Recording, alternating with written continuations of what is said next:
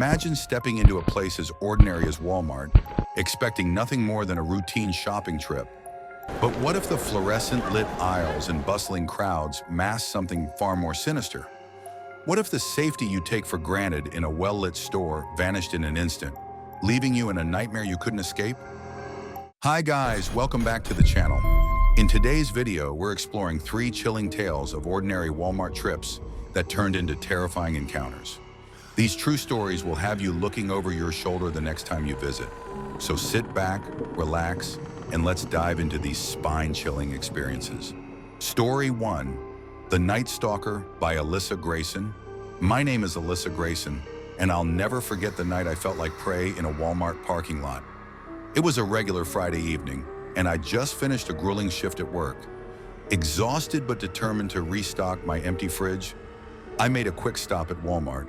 The parking lot was quiet, with only a few scattered cars reflecting the faint glow of the streetlights. The rain had just stopped, leaving the ground slick and shining. I parked close to the entrance and hurried inside, eager to get in and out as quickly as possible.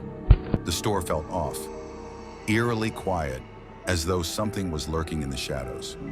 There were only a handful of customers, and even the employees seemed subdued. I grabbed a basket and began moving through the aisles, picking up the essentials. That's when I first noticed him.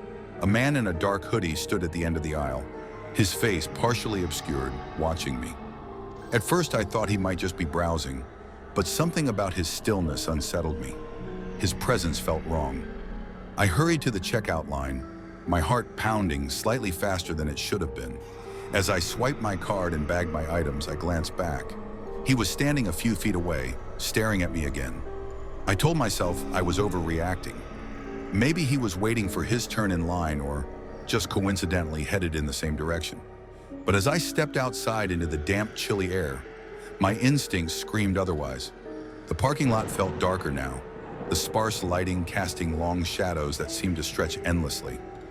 I walked briskly toward my car, glancing over my shoulder every few seconds. I didn't see him, but I couldn't shake the feeling that I was being watched. As I opened the trunk to load my groceries, I heard footsteps. Slow, deliberate, getting closer. "Excuse me," a deep voice said, making me jump. I turned to see the man standing just a few feet away, his hood still up, his face shadowed. "Do you need help with those bags?" he asked, his voice calm but unnerving. "No, I'm fine," I said, forcing a polite smile and stepping back toward the driver's side door. He didn't move. Instead, he tilted his head slightly, studying me like a predator sizing up its prey. "I saw you in the store," he said, a faint smile creeping across his face. "You look like you could use some company." Every muscle in my body tensed. My hands fumbled for my car keys as I tried to maintain composure. "I'm good, really," I said, my voice shaky but firm. Then he lunged. I screamed and swung the grocery bag in my hand, hitting him square in the chest. It wasn't much, but it startled him just enough for me to dart into the driver's seat and slam the door shut. He pounded on the window, his face twisted with rage. My hands trembled as I jammed the key into the ignition and started the car. "Open the door!" he yelled, his voice muffled but terrifying. I reversed out of the parking spot so quickly I nearly hit a shopping cart. As I sped toward the exit, I glanced in the rearview mirror. He was standing in the middle of the lot, motionless, watching me drive away. I didn't stop until I reached home, where I locked every door and window. My hands were still shaking as I called the police. They took my statement and said they'd check the security footage, but I never heard back. To this day, I avoid Walmart at night. The memory of his predatory gaze and the sound of his footsteps behind me haunt me. I can't help but wonder what might have happened if I hadn't acted quickly. Story 2, The Unseen Passenger by Marcus Hill. My name is Marcus Hill, and what happened to me one late evening at Walmart still chills me to the core. I was on my way home after a long drive from a visiting family. I decided to stop at a Walmart just off the highway to grab some snacks and stretch my legs. The store was surprisingly quiet for the hour, with only a few customers scattered throughout. The fluorescent lights hummed overhead as I wandered through the aisles, picking up chips, a bottle of water, and a few other items. I didn't notice her at first. A woman in a red jacket stood near the frozen food section, staring intently at the shelves. Something about her caught my attention. Her stillness seemed unnatural, like she was frozen in place. I brushed it off and continued shopping, chalking it up to my imagination. After paying for my items, I stepped outside into the chilly night air. The parking lot was nearly empty, with only a few cars scattered around. Mine was parked near the edge where the light barely reached. As I approached my car, I had that strange sensation that I was being watched. I glanced around but saw nothing out of the ordinary. I unlocked the doors, tossed my bag into the passenger seat, and slid behind the wheel. That's when I noticed it, the faintest hint of movement in my rearview mirror. At first, I thought it was a trick of the light, but as I stared, I saw it again, a shadow shifting in the back seat. My breath caught in my throat, and a cold wave of fear washed over me. "Hey, who's back there?" I demanded, my voice shaky. No response. The interior of the car was silent, save for the sound of my own breathing. Slowly, I turned to look over my shoulder. The back seat was empty. I exhaled a shaky breath and laughed nervously. "Get it together, Marcus," I muttered to myself. I locked the doors and started the engine, eager to get back on the road. As I pulled onto the highway, I couldn't shake the unease that clung to me. The rear-view mirror seemed to draw my gaze like a magnet. Every time I looked, I expected to see something or someone lurking there. And then I did. It was her, the woman in the red jacket. She was sitting in the back seat, her face pale and her eyes hollow. My heart nearly stopped. "What the?" I stammered, swerving slightly as panic took hold. She didn't move or speak. She just stared at me through the mirror, her expression void of emotion. I pulled over to the side of the road, my hands trembling as I threw the car into park. When I turned to confront her, the back seat was empty again. For a moment, I just sat there, my heart pounding in my chest. I was sure I had seen her. There was no way I had imagined it.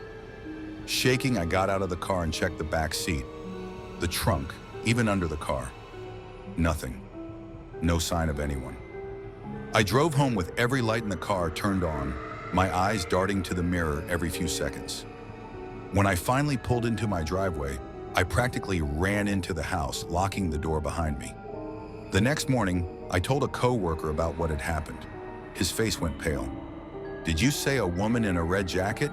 he asked. I nodded, confused by his reaction. "She's been spotted at that Walmart before," he said. "People say she was hit by a car in the parking lot years ago. Some think she's still looking for a ride home. I don't know if I believe in ghosts, but I haven't stopped at that Walmart since." Story 3, The Vanishing Greeter by Jenna Calloway. My name is Jenna Calloway, and my trip to Walmart one stormy night became an experience I'll never forget. I had just moved to a small town, and everything felt unfamiliar. My new house, my neighbors, even the roads I drove on. That night, a thunderstorm rolled in, and as the rain poured relentlessly, I realized I was out of some basic necessities. Reluctantly, I grabbed my car keys and decided to head to the nearest Walmart. The storm had emptied the streets, and by the time I pulled into the parking lot, only a handful of cars remained scattered across the asphalt. I parked far from the entrance, closer to the edge of the lot, where the lights were dimmer. The automatic doors whooshed open, and I was greeted by a single greeter, a tall man with graying hair and an old blue vest. He stood stiffly by the entrance, his posture unnervingly rigid. His pale face barely moved as he nodded at me. "Welcome to Walmart," he said in a low, monotone voice. Something about his tone unsettled me, but I shrugged it off, attributing it to the eerie ambiance of the stormy night. I smiled politely and walked past him, feeling his gaze linger on me longer than it should have. The store was eerily quiet. Only a few aisles were lit, and the fluorescent lights buzzed faintly overhead. As I pushed my cart through the store, I couldn't shake the feeling that I wasn't alone, even though the place seemed deserted. That's when I noticed him again. At the end of the aisle, the greeter stood perfectly still, his eyes fixed on me. My heart skipped a beat. I tried to convince myself it was just a coincidence. Maybe he was helping with some restocking or checking on the aisles.